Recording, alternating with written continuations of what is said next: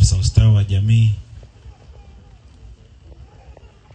walinzi wenzetu ambao tunashiriki pamoja kwa ajili ya kusukuma gurudumu hili la kuhakikisha watoto wanakuwa katika mikono salama. Ninawasalimia katika jina la Jamhuri ya Tanzania. Niliyesimama mbele yenu ninaitwa Letion Luka, ni mkurugenzi wa Zilpa Foundation. Tuko Angoni. Tunafanya kazi ya kuwahudumia sehemu ambayo pia ilikuwa imesahaulika ya watoto wenye ulemavu.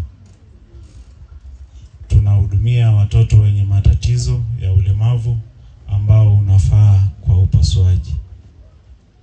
Niendelee kuishukuru serikali yetu, halmashauri ya mji, lakini hata na mkoa, kwa sababu wamekuwa ni sehemu ya familia yetu.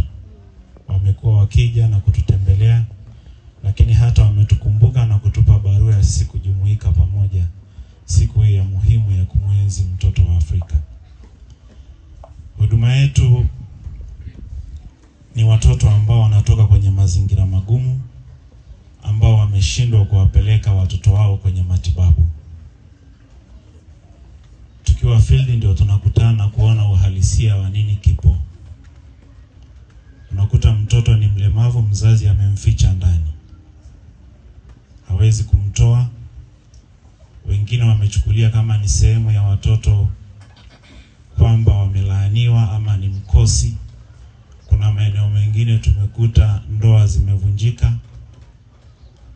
Unamkuta baba anaondoka amemwachia mama mtoto kwa ajili ya yule mtoto ambaye ni mlemavu.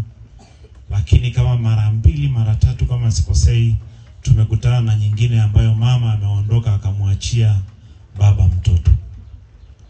Akamwachia kabisa, kisa ni yule mtoto ambaye ni mlemavu.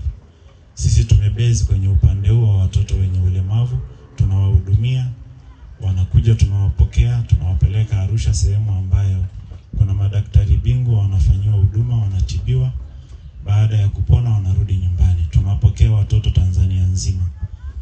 Ndani ya hawa watoto tuna watoto wa Kigoma, ndani ya hawa watoto tuna watoto kutoka Dodoma, wengine Ifakara, wengine Njombe, wengine wa Babati.